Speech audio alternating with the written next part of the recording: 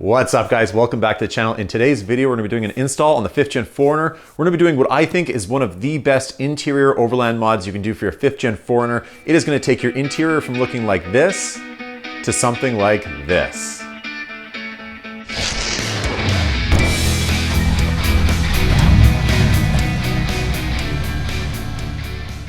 All right, so if you're really into overlanding, you're gonna wanna have something on your dash to mount up all of your accessories. You're gonna need stuff for communication, stuff for navigation. You're gonna wanna have maybe something there to record your adventures, say a GoPro. You're gonna wanna mount up a phone, maybe a GPS messenger with an SOS button in case you get in an accident. What you're gonna need is a dash accessory mount for your vehicle. Victory 4x4 has a beautiful dash accessory mount and it's only $150. It is made out of 1/8 inch steel. It has 8 mounting points on it. It looks great and it includes 2 USB plugs. Most of the other manufacturers out there don't include the USB plugs. It costs extra and they cost a bit more money. So Victory 4x4 has a great solution for this. That's what we're gonna be installing on the 5th gen 4Runner today. Let's jump into the video and I'll show you how easy it is to get this mounted on your 5th gen 4Runner. Just wanted to quickly mention we are now on Instagram at t4r.garage. Follow the page to keep up to date on new videos that are coming out and also to win free t-shirts that I had made recently. I'll be drawing random people January 1st, February 1st, and March 1st for these t-shirts. All right guys, so here's our Victory 4x4 DAM. That's dash accessory mount. This one's really nice. It comes with the dual USBs. Most of them charge extra for this. So this is nice that they included that. It also has 8 threaded hole locations here for all of your accessories. These are compatible with RAM mounts, which are really nice. RAM mounts will probably last longer than your actual vehicle. Super high quality, made in the US. Then you also have 4 kind of channels here, which you can mount more accessories to. You'll have some adhesive pads for this backing panel, and then you'll have mounting hardware here to mount into your dash. What I'm gonna actually do with the USBs, you could run these behind your dash and then have them come out on the bottom and then go in your cigarette lighter with kind of a cigarette lighter plug-in like this one. This one is different though. What this one's gonna do is we're gonna attempt to hardwire behind our cigarette lighter and then keep all of these wires behind our dash just for a cleaner look. The cigarette lighter can handle 120 watts, so as long as we don't exceed that, we should be good. So yeah, we're gonna hardwire this to the back of the cigarette lighter with this. I'll leave a link in the description to where I found this and where you can find the Victory 4x4 DAM. All right, so here is everything you'll need for tools. So we have a drill with a 1/4 inch drill bit on it. We have some pliers, some snips, a marker, a 10mm socket, a 3/8 wrench, some alcohol to clean our dash up. We have a 5/32 Allen and we have a 1/8 Allen, and that's everything you'll need. All right, so this is all the stuff I'm gonna be mounting onto my dash mount. We have a Garmin InReach Mini with the SOS button. This will be good in case of emergencies. We can get help and we can also communicate back home to people who may be concerned about us. So a good safety thing to have. I have the Baofeng UV5R radio. This thing's pretty cool. These are super cheap. You can pick them up on Amazon. I'll leave a link below in the description. But a neat little radio, basically a ham radio, but you can use it in other ways I won't mention on here, but neat little thing. Have a GoPro here to record adventures and a tablet to get things like Gaia GPS, backroad maps books, just offline GPS maps, which is really helpful when you're overlanding. And then everything's gonna mount up using these balls, which will screw right into our dash mount. I'll leave details in the description to the correct balls to use so it screws on properly. There are different sizes of balls depending on what you're mounting. So smaller balls for say a GoPro and larger ones for a tablet to support the weight. And they will have on the back these double arm sockets, which allow us to adjust what we're mounting. Basically go onto the RAM Mounts website, enter what you want to mount. So I put in this tablet.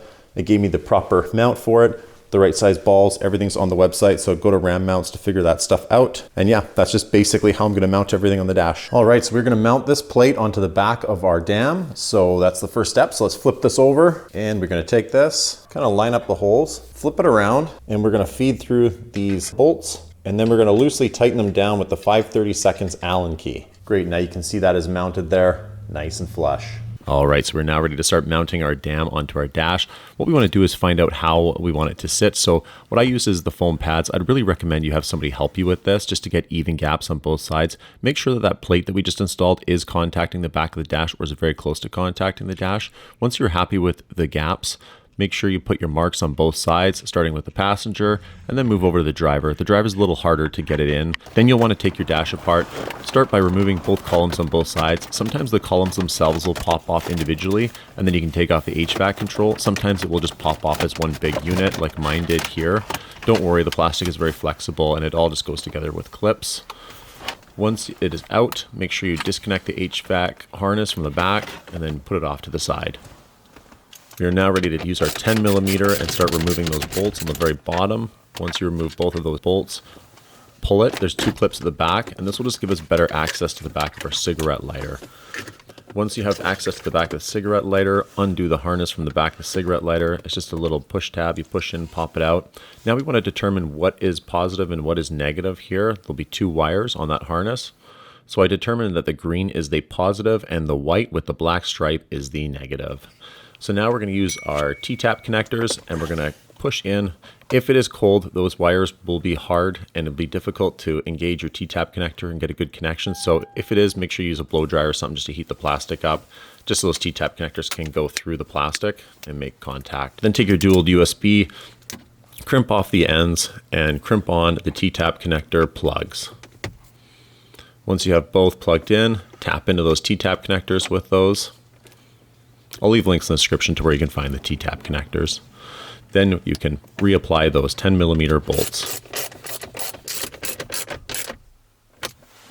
All right, so we got our power hooked up for our USBs here. That's all looking really good. Now we want to remove our radio bezel so we can drill those holes in the side. Mine is aftermarket. I have an aftermarket T10 unit. If you have a stock 4Runner radio, you will have to remove 4 10mm bolts just along here. So there'll be one here, one here, one here, and one here. So remove those now, and then you can just pop out your radio. Mine will just pop out, so we'll just pull it from the bottom top, and then it will just come right out.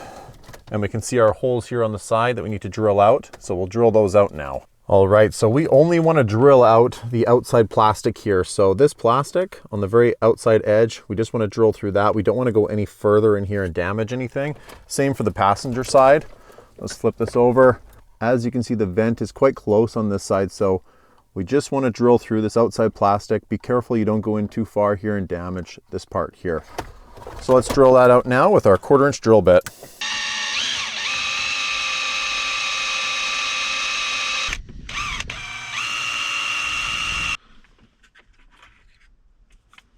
All right, so looking down at the top of our radio bezel, we need a spot for those wires to go through, our USB wires.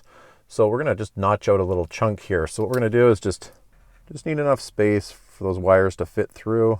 So what we'll do is we'll take our drill and we will just drill in here. This is still our 1/4" drill bit, and don't go too far. Just go really slow and be controlled with what you're doing. Great, and now we'll take these and we are just gonna use these to cut that chunk out down to the hole that we drilled in. You could also use a Dremel to make this if you want. All right, so test fit your USB cables. Make sure they fit into that channel you just created. Then use some alcohol and wipe away any excess paint. Then put some alcohol in a cloth and wipe the top of your dash just to get it clean in preparation for adhesive pads.